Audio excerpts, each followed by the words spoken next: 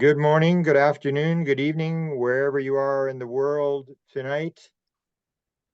I want to thank you for taking time from your valuable schedule to join me. I have a very interesting guest today. People know that I do a lot of work on contact, which I believe is the people you got to talk to. And tonight I have a scientist who has made contact and has written a book called A Scientist's Own Alien Abduction Encounters. And his first name is Bruce, and I'll let him introduce himself, and then we're going to go into why a PhD would get involved into something like UFOs, and we'll go from there. So, good evening, Bruce, and thank you for being willing to share with my audience your story of contact. Grant, it's great to be with you. I just wanted to point out that, again, my name is Dr. Bruce Rapuano. The title of my book is, oddly enough, Dominion Lost, Oh, A yeah, right. Scientist's Own Alien Abduction Encounters. Actually, I have two books out.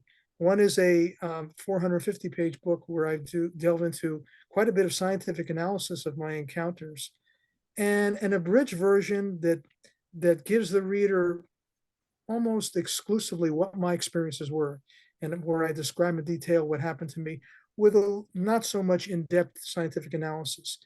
So the reader can pick whichever version might be more appealing to them. And I actually began this journey maybe 30 years ago when a lot of the talk of alien abduction and contact was blossoming up in the UFO abduction literature. The work of Bud Hopkins was very provocative. The late Harvard psychiatrist Dr. John Mack and one of their colleagues, David Jacobs, who was a history professor at Temple University. And at that time in the mid 80s, Whitley Strieber published Communion, which was widely read and also showed some similarities to the other abduction accounts that had been written about by the UFO abduction investigators that I had mentioned. But at that time, I became quite shocked and even alarmed that in reading these books, I realized that I had had many of the experiences, in fact, almost all of the experiences that the quote unquote UFO abductees had been relating to the investigators, whether they consciously recalled these experiences, which a lot of them did, or remembered only after submitting to some type of regressive hypnosis. And I could really check pretty much every box in the core abduction scenario and had to realize that by far the best model for explaining what had happened to me throughout my life was UFO alien abduction. I didn't know what to do about it because I was right in the middle, or actually closer to the start of my career as a biomedical research scientist. And I just obtained a position at the most well-known and probably most reputable cancer research center in the country, Memorial Sloan Kettering Cancer Center. Started a postdoctoral training program funded by the NIH, and didn't know how I could make my story public at that time, at that point in my career, without damaging my chances of pursuing my passion, which was to be a medical research scientist. Then now, at the time of my life and career where I'm much more established, I feel it's important for people like myself, and I know there are many scientists, engineers, doctors, lawyers, quote unquote professional people that have had these experiences, to come forward, and in doing so encourage other professional people to come forward and tell their stories, because I think it's very important at this time where we're seeing, I believe, an acceleration in the number of reportings of UFOs, not only in North America but throughout the world. And we're also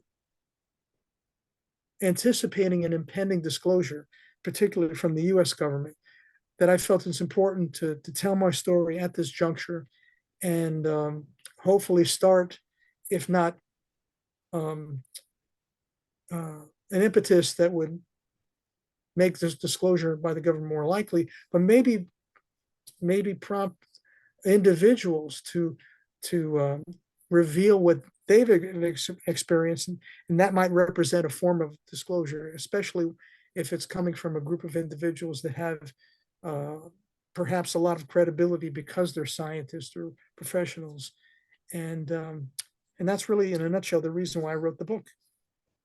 So you're a research scientist. Is there no tenure type thing, or did you have a risk of Well, being demoted or moved I, or? I at this point, I'm really at the end of my career, Oh, okay. and it's not something I'm concerned about. I think, if if if I get a lot of bad publicity as Yeah. a result of writing the book, which really hasn't happened yet.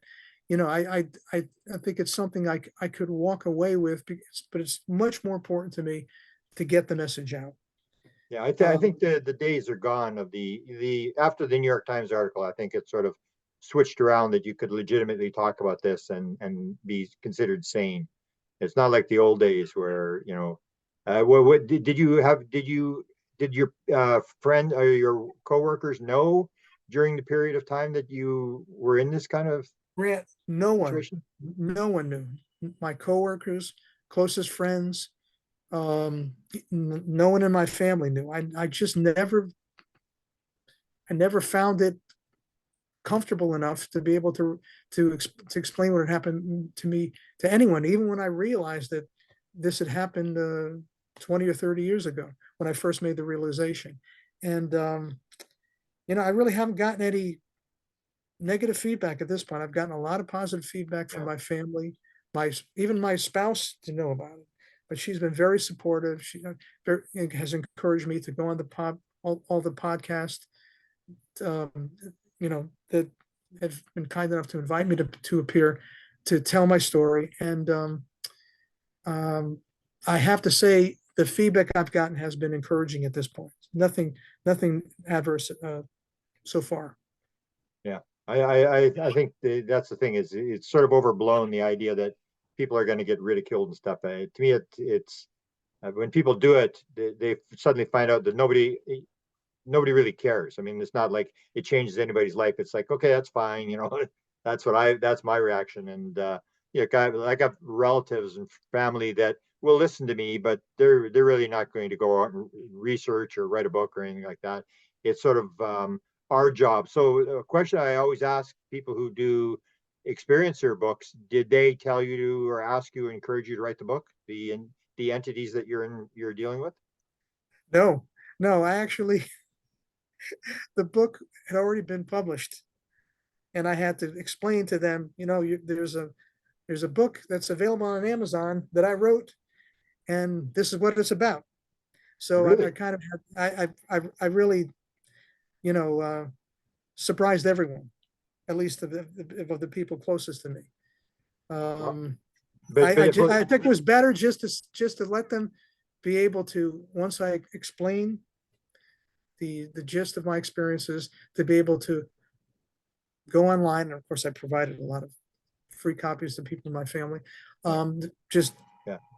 get the book, read it. It's the best way for you to understand exactly what happened to me. But I was asking about the beings, like the beings that you're dealing with. Oh, Did they encourage you I'm sorry. I thought you were to talking spread about the the word? people. Because a Okay. lot of experiencers will. I mean, if you listen to Sherry Wild when she talks about Da was her being, she said, "I'm not writing your damn book." And they kept saying, "No, the time is right. Timing is everything." And you always hear these stories. Did you get that encouragement that they want you to sort of spread the word and tell other people what's going on? It's enough that I didn't have any further contact that would discourage me. Yeah, I was concerned about that.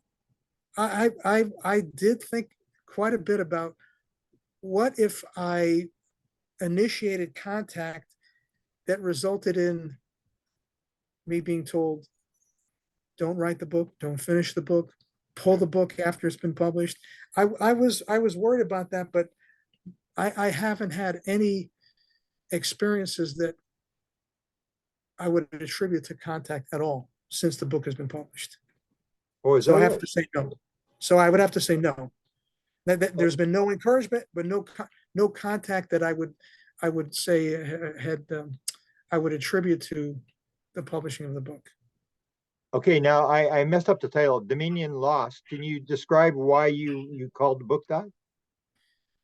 Well, when I consider over the past 50, 60 years, the the abundance of sightings of UFOs, of craft that clearly were manufactured by non-human beings, and the fact that they're in the atmosphere, in our skies, all over the world, uh, in the oceans, underneath the oceans. There have been many reports and theories and books written about how they're it's there's a lot of evidence that there are bases where the aliens um, hide the UFOs from either other civilizations or from human beings in underground ocean bases. That this the implication of that for me is that we are sharing our planet, our skies, our oceans with non-human intelligence that operate technologies that are far advanced than our technologies are, and it's no longer legitimate that we can consider human beings to have total dominion over planet Earth when the frequency and the number of sightings of UFOs is such that we really can no longer claim to have dominion, in my opinion. Now, it's sort of a two-part question. I guess the obvious question is what type of beings are you dealing with? And was there one particular being that did all the talking, or did you have contact with others, or was there any communication back and forth? I've only encountered beings that fit the mold of the classic gray alien. Um, The talls three and and a the half, small ones? 3.5 to 4 foot tall, small frame, large, disproportionately large, hairless heads. Yeah. They were white in color, but again, they fit that anatomically. They fit the mold of the classic gray alien. I did have one encounter where in my bedroom where I woke up to see one of them hovering over me, where it looked like the alien was dematerializing into my room or out of my room and appeared to have more of a gray color. But that's the only being I've seen. Now, I did have one abduction experience where I believe I was on board a UFO on the proverbial table, examination table, in Yeah. some type of quote unquote clinical or hospital setting. And in the middle of the abduction, was able to wake up and see what was going on around me. And then after a few seconds, not much more than that, I felt what I thought was a hand that, as a 6-year-old, covered my entire chest and abdomen, that I thought could have been the hand of a being that was larger than the beings I was watching in front of me that were, as a 6-year-old, no taller than I was. And I thought that might have been a larger being, but I never could see the being. But again, all my experiences are with the what I would call the gray aliens. And what's their encounters with you in the bedroom? Like you had the one table experience. What were the others like? You mentioned the one hovering above the bed, or I mean, is that the encounters that are Yes, interesting? I had woken up, um, couldn't move. I happened to be at the edge of the bed, and my head was tilted to the right, and on my right I saw a being crouching down. And I later measured the height of the table lamp because Yeah. it seemed as if the being was standing where the table lamp was, and its head was no taller than the lamp portion of this piece of furniture. And when I measured it, it was actually 3.5 feet. So I knew that this was the same type of being I'd seen previously in during earlier encounters. And what was alarming was I could not see the hands of the being. I couldn't move. And I just felt, I caught an alien in the act of taking an implant out, putting an implant into me, or doing something having to do with my head, because it felt from my vantage point that the hands of the alien were near my head or behind my head. And at that point, the being disappeared. And that's all I remember of that particular encounter. But that was a close encounter that was really too close for comfort. When did this all begin in terms of contact? The I remember I have memories, and I explained I had one sense memory in the book where I was carried by my mother, and that kind of evoked a memory of being with the same type of beings. Two in particular, one was holding my left hand, one was holding my right hand. I don't know where we were, but I also had a flood of associated memories that I knew these beings. They were people, like people I knew that were teaching me. That I felt a mentorship type of relationship with them. And that was when I was probably no more than 2.5 to 3 years old. And I would say about 3 years after that, 3 or 4 years after that, is when I remember seeing a strange UFO, highly with a highly reflective surface, like aluminum or some type of metallic surface outside my bedroom window near dusk. Um, it looked, I thought it was an airplane. I thought I saw wings, but it looked like a very strange, the strangest airplane I'd ever seen, because the fuselage was much more rounded and had a much greater diameter compared to the wings. And that made me think it was a very strange looking craft. Fell asleep, and then that was when I woke up and saw the aliens when I was waking up, not in my bedroom anymore, where I'd been in my bed, but actually on an examination table. And I saw a group of 20 or 30 alien beings in front of me walking back and forth. And that was, I guess, the experience that I think most closely resembled the classic core abduction scenario, where you wake up in a hospital type of setting and you see alien beings, and it either intuitively or based on what happens during the encounter, the abductee feels that they're the subject of some type of experiment or undergoing some type of medical procedure. And that's how I felt. I really felt I had been in a hospital. I didn't know what type of hospital. I was attended to by some type of doctors. That's who I thought they were, but they were the most unusual doctors I'd ever seen. And my conclusion was that I did undergo some type of medical procedure, and the nature of which I really didn't know at the time. Did it start with fear? Does that fit into the scenario? And did it become more acceptable as you went along? Strangely enough, I never had any fear. I'm not sure why, whether or not I was, as a child, so curious about what's happening to me, or maybe the way I was treated by the aliens. Um, but in that particular encounter that I just related to you, if anything, I felt anger or indignation at being taken out of my bedroom and being administered to by scientists or doctors. In fact, I even called out to them and tried to say, "You're not my doctors." In effect, what am I doing here? So I I I felt I was asserting myself, and in that instance and other instances, I rarely felt any fear, except the fear of the one or two instances where during these encounters I couldn't move. And the only fear I felt was that, if I needed to run away, Yeah. flee, or fight, I had no control over my body. That was probably the only source of my fear during these encounters. You referenced John Mack and Jacobs and the rest of them. Is there any family lineage going, with parents having experiences? And did your wife know in terms of when you would have experiences? Did she sense you were gone or anything like that?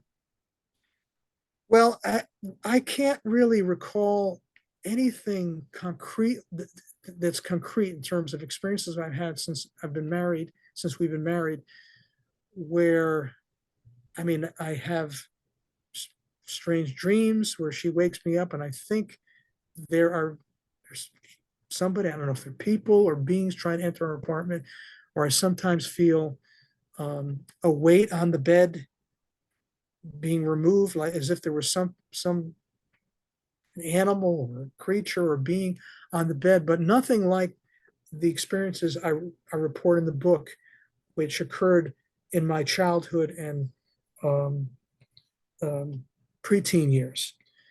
And so I can't really say that there's anything during my married life that would enable me to ask my wife if anything strange had happened to me that she could relate, that I Yeah. could attribute to an abduction experience. Any marks or on your body or scoop marks or triangles or that kind of thing? No? It's the strangest thing to read a book. I think it was Missing Time by Bud Hopkins, and hear a nurse describe um, her theory about why one of the abductees was found to have a scoop mark run under the knee. It clearly looked like there was some type of surgical instrument that was introduced into the shin below the knee, and I have the exact type of scoop mark in the exact same position below my left knee.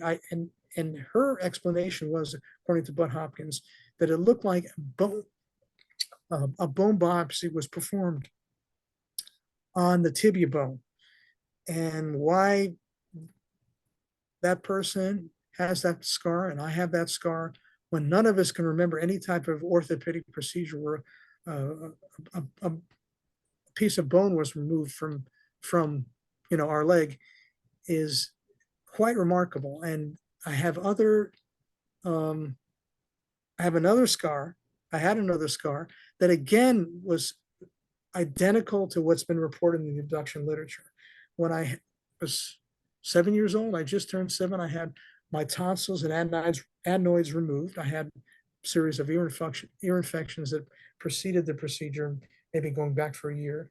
So an ear, nose, and throat surgeon had, at the time of the surgery, found a scar in the back of my throat behind my nose. Actually, I'd asked my father about it, who had asked me, and I had told him I don't know how I got that scar. And there's a number of cases that have been reported in the abduction literature where, like myself, um, at the same age of 6 years old, the parents report that the child has unexplained nosebleeds, which I had, and in a couple of cases, and in one case in particular, there were two separate physicians that found the same type of scar I had in the nasopharynx at the back of the throat behind the nose. And then that also occurred within a family, which not only the child, but the mother and I believe another generation, the grandparent, had also had experiences that would be consistent with alien abduction. So it's remarkably how closely similar some of my experiences, some of the medical effects or physical signs that I associate with alien abduction, because I have no other explanation. No medical problem that I had that would have accounted for these medical symptoms have been replicated throughout the abduction literature so closely, in comparison to my experiences. And that's learning about that is what prompted me um, to conclude that the abduction scenario is by far the best explanation for what had happened to me.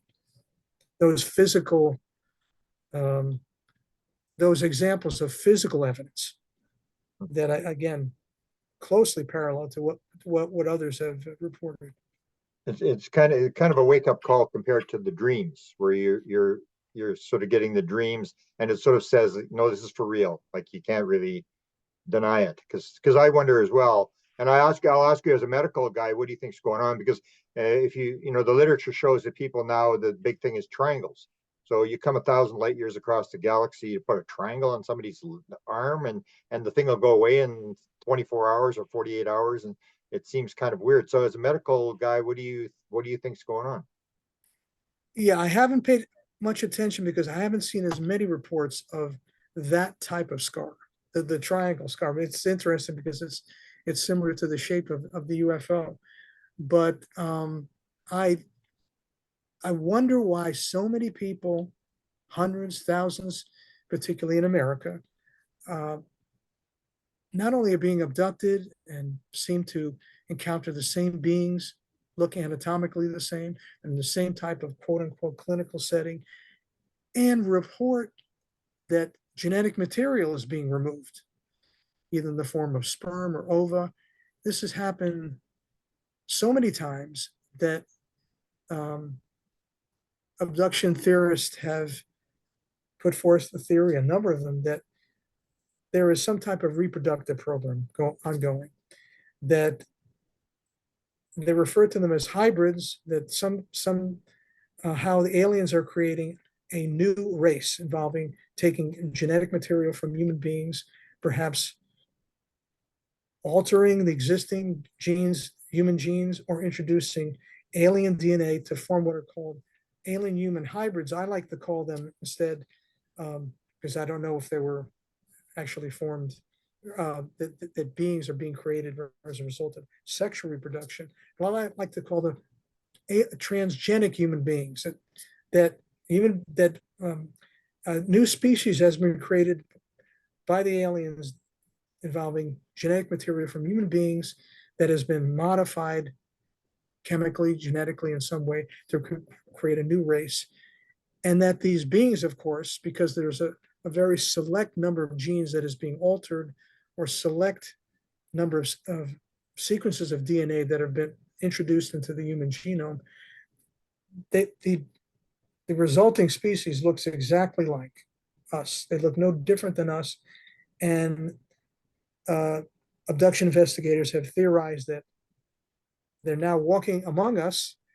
And, I wonder if this is part of a program that has something to do with either an non-human intelligence, an alien civilization trying to influence the course of our affairs, affect human destiny, um, or at some point exert some type of permanent control over human civilization.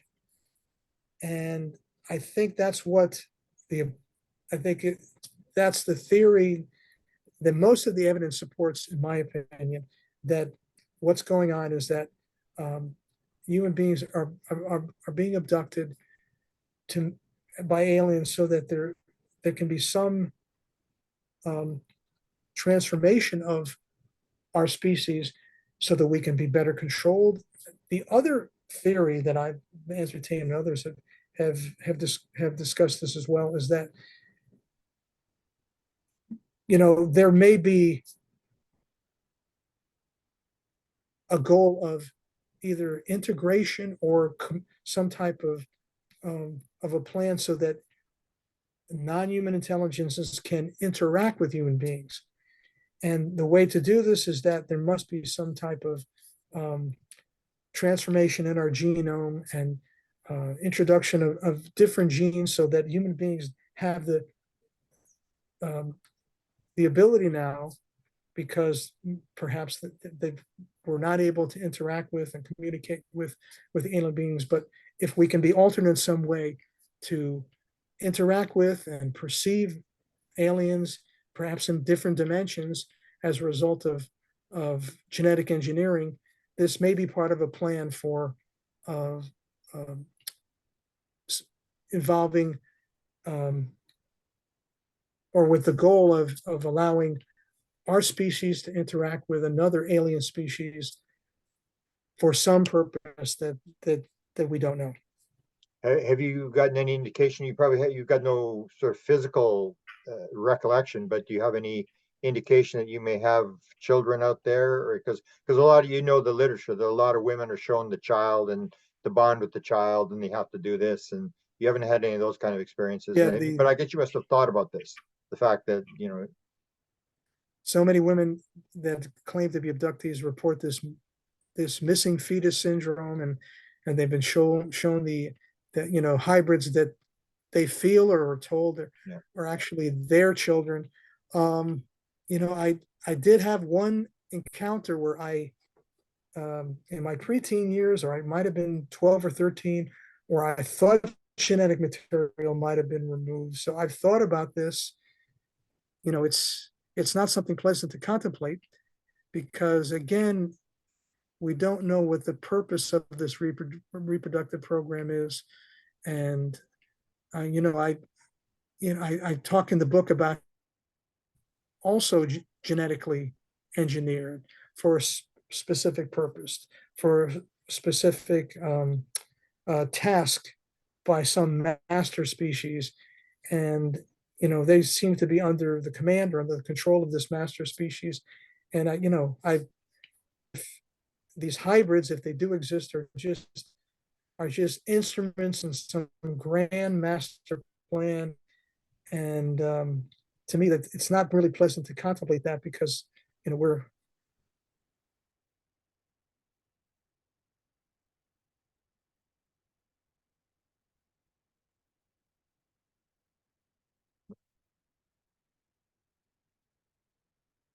that I have children that are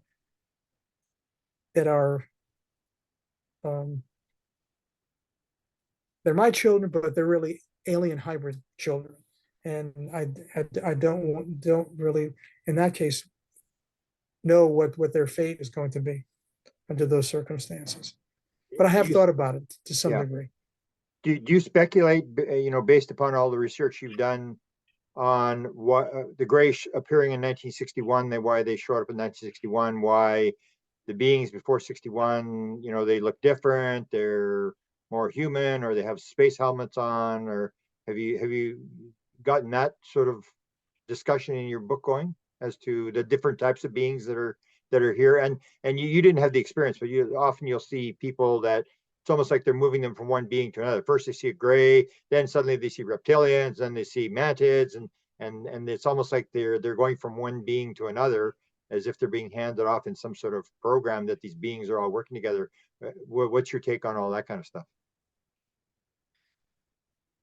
As I said, I've only seen the grays, but they're I'm very sympathetic to those views, because the grays appear to behave as clones. They walk in unison. They seem to all look identical, and so they appear to be some race of drones that must have been created by a master race.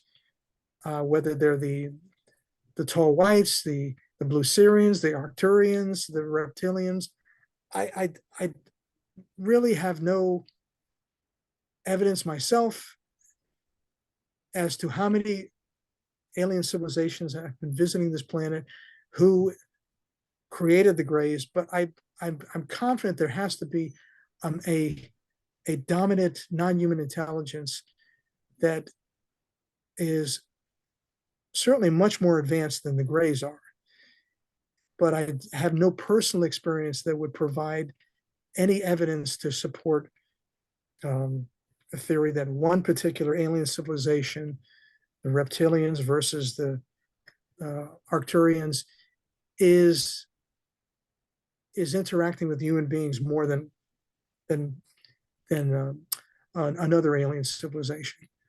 But as I say, I do think there has to be at least one or two more civilizations, one or two more species, I should say, alien species visiting the planet, other than the grays. Okay. No, I forgot what the question I was going to ask you. Yeah, oh, in terms of the ship, you're talking a very nuts and bolts sort of approach to what's going on, but you did mention the fact that there was a gray, I guess, floating above you, or and materializing, dematerializing. So, can you go into that sort of thing? I mean, is this actually a straight out physical experience? Is this interdimensional? Have you speculated on what that means? Because even if you see it coming in and out of reality, it would indicate that there is this non-physical aspect to it as well. Well, to tell you the truth, for some reason, whether or not these beings originate in a different space and time than ours, in a parallel universe, or in our same contiguous universe, or in our in the same space and time that we occupy, but in another dimension of our universe. You know, I it's difficult to ascribe this experience of seeing alien beings materialize, dematerialize, or move through a wall in a bedroom, um, to a technology, um, or to the fact that you're seeing interdimensional beings that have the ability to move from their dimension to our dimension and back. I don't have any bias either way, because I think you know it's possible what we're seeing is something that relies on a quantum teleportation, where the being may be in a UFO thousands or million miles away. He is able to teleport from that UFO to the Earth and back and forth almost instantaneously. So I don't, as I say, I don't have any bias either way. It's there are a number of investigators that are convinced that the beings we're seeing, whether they're grays or some other species, are interdimensionals. I have to say, I really don't know. Have Either you, is possible. yeah, have you spoken to other experiences, and did they change your opinion based upon like feedback you've gotten from people? Because everybody, once you're known in the field, well, then people want to tell you their story. Have you gotten stuff that you've learned from other people that sort of backed up your story, or gave you some insight as something you hadn't really realized? I have had people contact me, scientists, very high level positions. Oh, I don't want to say where, that have had these experiences. Seeing a UFO, um, of metallic construction, and then being on board, then suddenly being on board the UFO, where they're having um,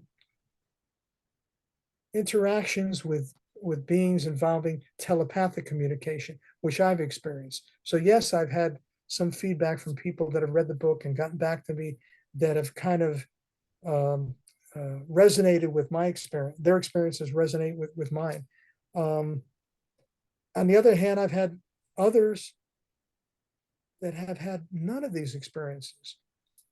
Professional people, highly educated people, that were non-believers. Not only were they non-experiencers, they were non-believers, but after reading the book, have admitted their mind now is very open to the possibility. But you know, I do get feedback from people that have had experiences similar to mine, others not so similar, but clearly indicate that something is going on, where they've had some interaction with um, some type of experience that is, transcends normal human experience. now you mentioned high level people. Do you think the government is one of the statements they had made is because we cannot control the phenomena, we watch those that the phenomena affects. Lights in the sky have a limited information capacity or something like that.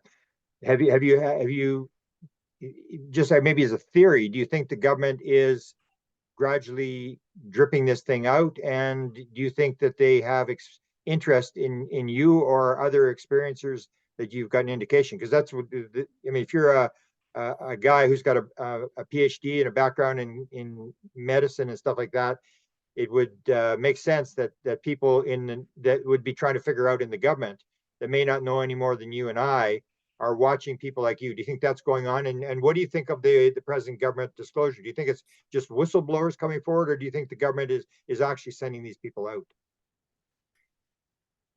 I don't give our governments that much credit that they have an organized program that's legitimately studying the phenomenon, where they've attracted the you know enough qualified scientists to come together from various disciplines and study every aspect of this phenomenon. Therefore, I don't think they're interested in my story at present. As to why we're hearing hints of disclosure, we're having some individuals come forward with secondhand information. I don't know. One or two of the Navy pilots have firsthand information, and based on what they've seen when, in terms of when uh, they're up in the air. I I don't think this is. I don't think the whistleblowers that have come forward are part of any planned government disclosure. I think it's haphazard. I don't think, I get conflicting, I notice conflicting signals from people. Dr. Sean Kirkpatrick quits his job as head of the Anomaly Resolution Office and dissociates himself from anything the whistleblowers are saying. So it's, if this is part of a government plan of disclosure, it appears that one hand doesn't know what the other hand is doing. So it's really hard for me to respond to that, because what I'm seeing is not encouraging with respect to the likelihood of disclosure coming from the American government in the next few months or years. I hope I'm wrong. I can tell you from my experience, I was highly shocked that we got this far. It used to be a lot worse in terms of, Yes, I the agree. government even using the word. They would basically, and you could sort of understand it in your medical field. I mean, you have your little medical thing, but you don't know what's going on in the lab next to you, or it's like it's this compartmentalized, and then who in the government is actually going to study this kind of stuff? It's like the agriculture department says, "Leave me alone, get it out of here." The people that might be working on biomedical stuff, it's like, leave me out of this. I mean, this isn't my job. And so you can sort of see the backlash in terms of people that you probably have run into, that people who you think that they may be covering up, and they just simply do not believe. No matter, they could be the smartest guy in the world, but you have these belief systems that are innate in you, and you can't turn some people around. Yes, and I'm even more surprised than you are that they've allowed these whistleblowers to come forward and other people to write books and then discuss these matters. I think, Yeah. the government knows a lot more, and I I just think they're too afraid to let other governments know what they know. Yeah. That's my take on it. Yeah. I mean, that's my particular take. Beautiful. Yeah, because you have the situation where it's like a game of cards where everybody wants somebody else to put their cards down and tell them what they know. And it's kind of a unique mystery. Let me ask you, why you? The $64,000 question. Have you thought about that? You got any speculation why you were picked? I'm going to go back and apologize to you, because I didn't respond properly to a question you asked about the multi-generational aspect of this Okay. phenomenon.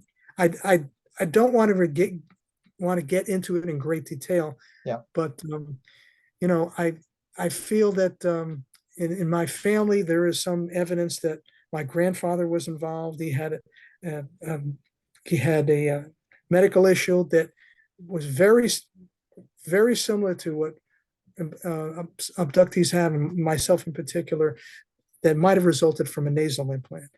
So I think we have um, I there's a lot of evidence, and I have a lot of evidence, at least in terms of my own family, that this is a multi-generational phenomenon that the alien beings are concerned with bloodlines. And So what's your blood type? as a biologist, what we do is when we study particular gene and we want to manipulate the gene, see how it interacts with other genes, we'll work with a species of mice or a species of rats that have a specific genome, so we can control for the other genes, and in order to see how they interact with the gene that we want to modify. So we're concerned with the bloodline of this species that we're experimenting on. I think that's what's happening here, that there may be something in the bloodline of the abductees that is conducive to the type of genetic experiments that they're doing. I have no idea what the alien species is focusing on, whether they're examining bloodlines in which there are genes that might confer a trait of being able to communicate telepathically with the aliens, or perceive them in their environment, perceive them in their dimension. There may be something peculiar to those, to the genetic endowment of those particular bloodlines that allow the aliens to interact with them, or that's conducive to the types of experiments they want to do, where their intention is to modify the human genome. So that's my particular theory. I think other investigators have also discussed that theory as well. Okay, now Jim Semivan talks about this idea that the government is covering up a sore of the beings. So he tells the story. Yes. They'll play with you. They'll prod you, but they'll never take you home to meet the family. And so the question I guess I would have is, if you had to ask a question, what would you want the beings to tell you, and why do you think there's the secrecy in the program with the beings? Why do you think they're doing basically what the government's doing? They're letting you know that they're there, like they appear in your bedroom, and I always wonder, like, why do people wake up? Like, why do they sort of wake you up so you can see them? And on the other hand, they're playing this sort of cover up game that you really don't know what's going on. And well, what's that all about? Well, a lot, as I point out in the book, either there's a technology involved or an innate capability that the aliens have, biological capability that allows them to use deception to hide their presence, hide what they're doing, sometimes even hide their appearance. They clearly don't want us to know what their agenda is. So you ask me what question I would ask them. Why are you taking genetic material? Why are you trying to create a new transgenic human species? What's the purpose of these biological experiments? And how does it benefit the human race? If not, how does it benefit your race? Yeah. Those are the questions uppermost on my mind. Yeah. But then this leads to the question of, I mean, if they don't want you knowing what's going on, why do they appear? Because if they can block most of your memory is blocked as to how many times you were on board the ship and stuff like that. If they can block it, why don't they block it all? Like, this is my question I always ask is why do they wake up somebody and say, wake up, and then go back to sleep again? And they sort of let you know that they're there. And then the sort of this secret game starts. But they do actually let you know that you're involved. They're giving these little breadcrumbs that sort of gets you there, and you're writing books about it, and I'm writing books, and so that's my sort of question is, why did they do? And maybe you don't have a theory. Why did they do maybe they don't care, Grant. They break into your house, and they're there to abduct you. They don't want you. They don't want anyone in government, anyone in power, to know what they're doing. I think, and as soon as they appear, they're using, as I say, some innate ability they have, or a technology like an implant, or they're projecting some type of energy that affects the human formation of human memory, or or retention of memories, so that there's no memory of, or as little memory as possible of what happens during the abduction. Now, with the hybrids,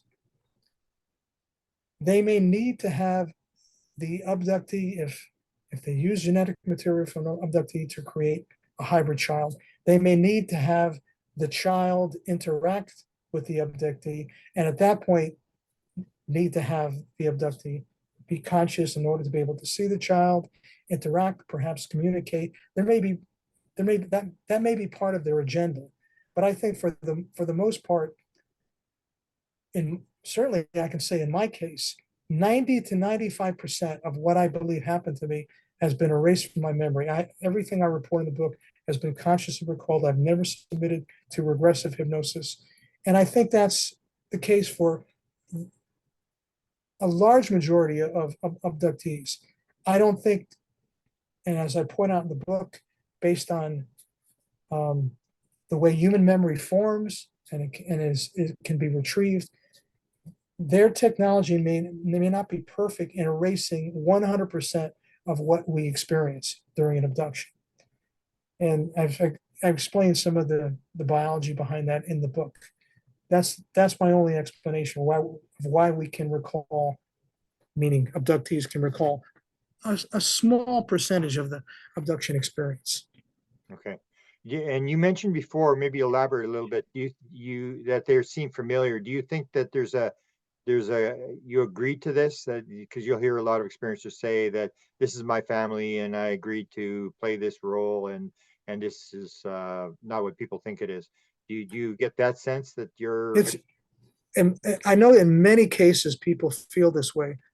I never have. I can't attribute their feeling to anything other than a Stockholm syndrome.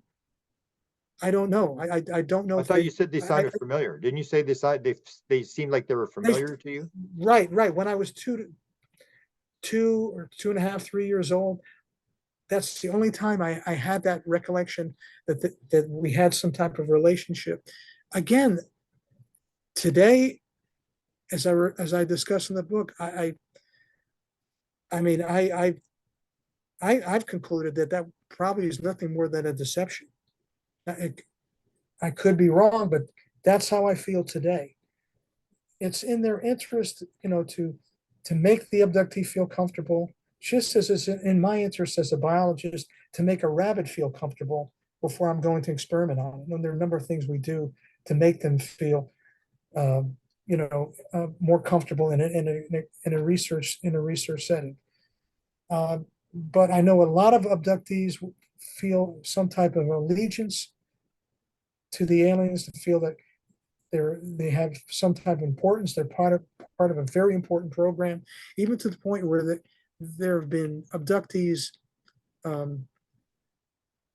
that, based on neuroimaging, CT scan or MRI of the brain, have been demonstrated to still have implants in their brain, refuse to have them removed, not because they're afraid of the side effects of surgery, because that would be going against the aliens' agenda. I never subscribed to that sentiment or quote unquote political viewpoint. But you may have implants because you have the bleeding nose thing. So you do admit that you may have an implant. I admit that I may have had one. Yeah. Previously. Now, I can't rule out that I have one now, but I can't rule out that it was only introduced, I'm assuming, into the nasal cavity or my brain for some particular experimental purpose. And that experimental program, at least as far as it involved me as a subject, may have been concluded. But I can't rule it out. What you said, I can't rule that out. Okay. I don't know if you know the story of Tim Taylor from NASA, who's got 44 in patents. He claims he gets them from them. He has this contact protocol. Told me about the beings in the hooded figure in his room. the night before he got this major invention that made millions and millions of dollars. And I said, could you see its face? No, I couldn't see its face. You mentioned telepathy. So what kind of experiences have you had in terms of interaction or telepathy? You mentioned that word, and this is a lot of people will mention this thing about the downloads with the, or that they're getting ideas and stuff like that. Have you had any of that kind of stuff? Well, I have to, refer to your work. I know you've talked about a lot in your work. I've had a much more limited um, interactions with the alien beings in terms of telepathic communication. I can remember, it's in one or two cases where you feel like someone is eavesdropping on your internal dialogue and answering whatever questions you have in your mind. For example, when I'm on the exam table on board the UFO, um, and I see dozens of alien beings walking back in front of me, wondering for some reason, I'm 6 years old at the time, they all looked so identically alike. Are there boys and girls? And I hear that question. I can't say I hear it, but the question seems to be answered in my brain. Yes, they're both male and female.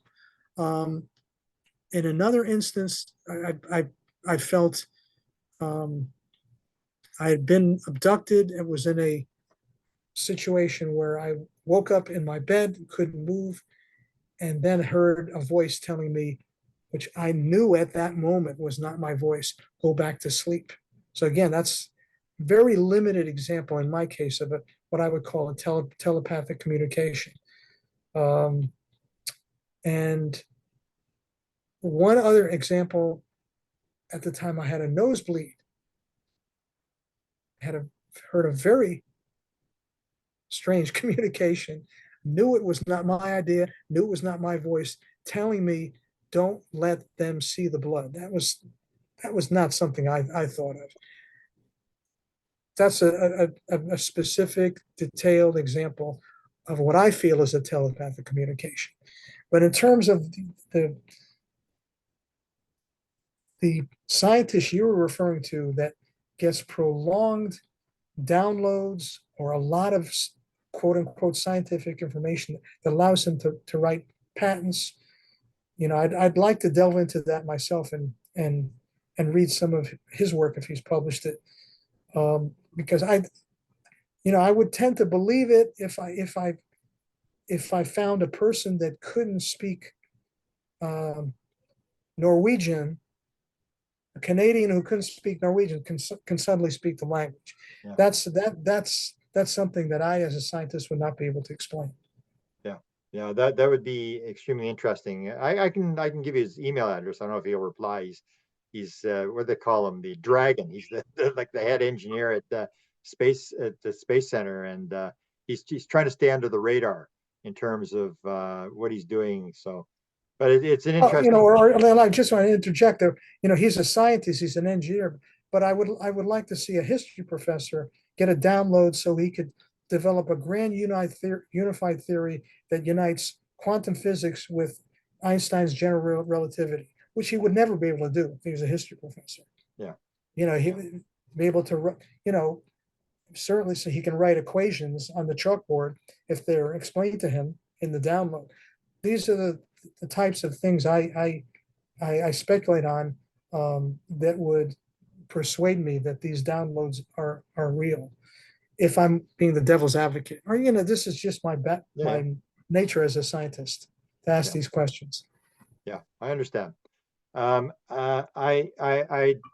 spent some time talking to Yvonne Smith. You probably have read some of her Yes. stuff in Los Angeles. I asked her, I said, Yvonne, how many experiencers that you worked with, how many of them have paranormal phenomena after their experience? And she started laughing. She said like 99%. Have you had any kind of weird experiences or psychic type stuff where suddenly you're more intuitive than you were before, or even though it may be hard to determine before and after? It's something I tried to test. I felt that with people in my family close to me, my immediate family, my wife, that I could telepathically communicate. And there have been instances where I've tested this and, well, to my satisfaction, have proven it. Wow. Now, I haven't really developed, you know, an experimental protocol, experimental design where I would Yeah. further, test this ability in myself. But I have had some limited success in demonstrating, at least demonstrating this in terms of in communications with people close to me.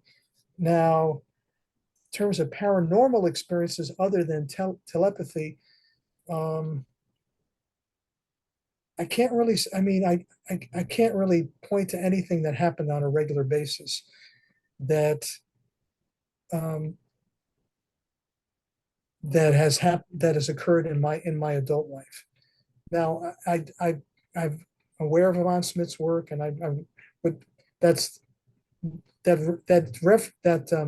anecdote that you mentioned to me is going to prompt me to kind of look a little bit more deeply at some of her work. But I have to say I can't really point to anything in particular that would be a paranormal experience that I would think I had before my abduction experiences Yeah. that I didn't have before the abduction experiences, but had after them. Yeah, because that goes to the Defense Intelligence Agency study of Skinwalker Ranch, which I say really didn't have much to do with UFOs. They said it was UFOs, but basically they wanted to see how do you put four bulls inside a trailer through the metal of a trailer. How the woman takes the groceries and puts them in the cupboard and then goes to the next room, comes back, and all the groceries are back in the bag. That's the kind of weird stuff they were looking at, which they found happens around this type of stuff, that it seems to be linked. Like at ports, have you had any things where things appear and disappear, or No, I mean, minor things that don't really impress me. Things falling off the shelf that shouldn't have fallen off the shelf. I, you know, I've never had any inclination to connect those to my UFO close encounter or alien abduction experiences. They're just so far removed um, from sixty anything that percent, I think would be in that category. 60% of experiencers have apportations and manifestations. If free survey, have you studied the free survey? You You have know, 42. I mean, how about how about um, out of body experiences? Yeah, 80%. Oh, I mean, I've had that. Yeah. Yeah, I've had that as a child, as adult, even after I was married. You know, but again, not frequently, not on a regular basis. But I Well, have I to don't say, think anybody has one. it makes me think back now, and yeah, I have things that have happened to me that I would have to say would be paranormal. You can remember that not Near death only experience you haven't out of had? body, but being brought, having my what I would think would others would describe as an astral body return to my physical body. That I recall. Yeah. Yeah, I think it's 80%. Well, I can give you some of the things here. Um, Wow. Expanded consciousness, 71%. Healing, you're healed, or someone you healed anybody else around you. 50% of experiencers claim that they can heal people or they have been healed. Edgar Mitchell, the Apollo astronaut, and Hernandez used to make the joke that if they had $1 for every person that did every experiencer who did Reiki healing, they'd be rich people, because it's, you get that thing. Or knew everything, 40% had at one point during their experience, they seem to know the answer to everything. So that's the kind of thing. And the one I just discovered lately, because I wrote the book on people flying the craft, these 36 people came to me and claimed that they're flying the craft, was that they would describe this event where somebody was behind them and sort of guiding them. One guy was a U.S. Air Force retired colonel out of Iraq. And so I asked Whitley Strieber, I said, "Hey, Whitley, do you ever have somebody behind you when you're on board the ship, where they're sort of giving you indications and talking? You're not allowed to look behind you." And he said, like, all the time. And then he told about the craft. He wanted to steal a craft, and the being behind him started laughing telepathically. So there's these bizarre sort of things, and I guess it's the thing of linking them. But it sort of fits the pattern where it doesn't happen all the time, but you have these events like near-death experiences. 37% of experiencers claim they've had a near-death experience, and most of the ones I know have had 2 near-death experiences. And so, what's the chance if it's a random event, an abduction is random, and near-death experience is random? What's the chances that 37% of people are going to claim they've had both? Right, right. Yeah. Yeah, it it makes you think that there is some innate perceptual ability that the abductees have to see not only interdimensional beings, but a variety of paranormal uh, beings, or or to have a variety of different types of paranormal experiences, precognition, telepathy, healing. It makes you wonder if there is something to, again, the theory I've talked about regarding the aliens being interested in certain bloodlines, because there is something different about the people that they're interacting with. But I have to say, now that you make me think about it, you have to say that I would probably be in that 80%. So where are you going with you've done the 2 books now, and you've thought about doing this experiment that you were thinking about, trying to develop an experiment where you can test something. Are you got stuff that you're looking at doing down the road, a 3rd book in terms of researching? Because you've got some talents in terms of knowing how to run an experiment, how to set it up. Are you trying to add to the mix and solve some of the problems that people who don't have scientific backgrounds are going to miss? Well, the only thing I was thinking about seriously is, as I mentioned, all my experiences are consciously recalled. I wonder if I could learn anything more by regressive hypnosis, and I might be able to uncover a lot of other experiences I've had.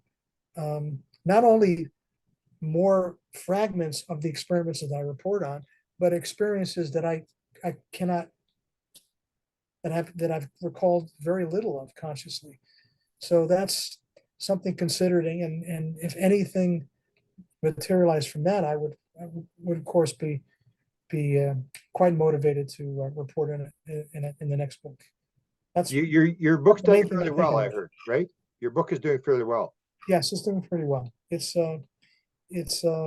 certainly a bestseller, and bouncing back and forth between number one, but I think people are, as I say, interested primarily in the experiences. Many people are interested in the scientific analysis because um, I talk a lot about how the Greys might have been genetically engineered, and people with or without science background kind of find that stuff interesting. But I think I've definitely have seeing an interest in both books. Thank you. And your book, give me the sort of the 3 highlights that you want people to take away from your book that they can get out of your book. What's your main message that you're putting out? That we're being visited not just by UFOs, by highly advanced non-human intelligence that are not only here on planet Earth, they're here under our noses, and they're experimental subjects. And what I'd like to know is um, what their purpose is, and how much can we learn about their technology in terms of the spacecraft they fly around in, and the technology that they're implanting into human beings that would allow us, if we can study this technology, uh, to advance technologically, um, and in addition, develop defenses against the aliens in the event they become hostile. So I would like to see um, more scientists become interested in the phenomenon, because perhaps that they think, since a scientist is reporting his alien abduction experiences, that it might be a more legitimate subject to study. And my dream is that the government get more involved in a serious way in studying every aspect of the phenomenon, so we can learn as much as possible, because we don't know what the intentions of the alien beings might be, and therefore we need to know as much as possible. Yeah, I think you bring a lot to the table because I always call the ufology field it's the Rodney Dangerfield of all sciences, where nobody gets any respect. And so when you get somebody who's got a PhD or a government official or the New York Times and comes out and is pro and saying we need to study this, then everybody seems to pay attention. So that may be one of the reasons why your book is doing so well, is that you've got something to lose. You have some credibility, and people feed off your credibility because they want to know that they're not crazy and stuff. And you bring a lot to the table in terms of the fact that you're not just somebody off the street. But my biggest dream actually would be if there were a lot more scientists come forward and report their experiences that may may exceed the experiences I've had. I would that's my greatest dream, to see, not just in America but all over the world. Um, there've been very few people write first person accounts of these type of experiences, and it would be great if they could come from um, uh, the, uh, the scientists of the world, and then I think we would move much closer to disclosure. That's just my opinion. I agree. Well, thank you very much for doing the work you're doing and for the book. And we will put it up and we will do what we can to push it. And when you have something else new, or if you want to interact with some scientists, I have some contacts with some scientists who are working in the field, and they do have this thing. You haven't been invited yet, but you may get invited to this. That's what they call it, the Invisible College or the Cosmic Club, and there are all of these names for it, where these guys are behind the scenes from different universities and backgrounds, and they don't want to be known, but they want to interact with other people at their Right. level, scientific. And so maybe we can get you into that little group, and you can interact But with them. beyond Gary Nolan and Avi Loeb, there are people that really don't want to be. They don't want to go Yeah. public, but they And want to I think work. a lot of it, I mean, you probably know that. I mean, a lot of it is going to have to do with you sit back until you got the patent. I mean, you're not going to put your stuff on the table if especially if you're working Right. with biological material or whatever. I mean, everybody's trying to patent it, and I think a lot of that, the secrecy of these scientists is that sort of thing, where they're trying to gather material, but they don't want to. They're waiting to get it, because I know Tim Taylor. I mean, I won't say how much money was on this one invention, but it was like major dollars. You just make your head spin, and so that's the whole deal. Is if this technology is as advanced as people think it is, well, I mean, it's going to be worth a few bucks to whoever cracks it. And I think that'd be what part of the problem that the government has as well, is that you don't want to put your cards on the table for Putin and China and North Korea and stuff like that, because you may just give them the cards they want. Oh yeah, thank you. That's the piece we're missing.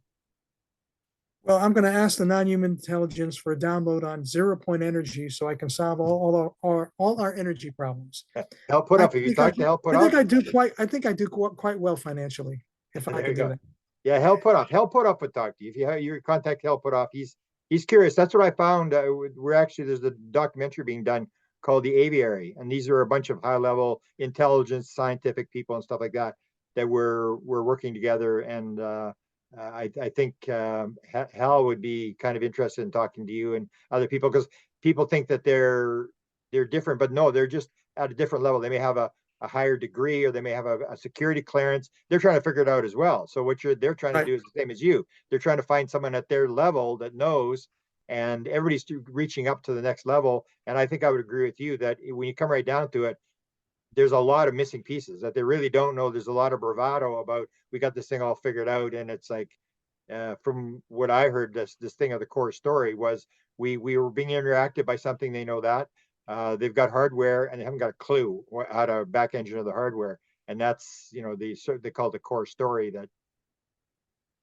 Well, it's maybe naive of me, but again, another big dream is that we do have another agency, where we can have a Manhattan project, uh, something similar to a Manhattan project, where we'd have all the best minds with as much funding as they need, and we'd have a concerted effort to study all of these issues.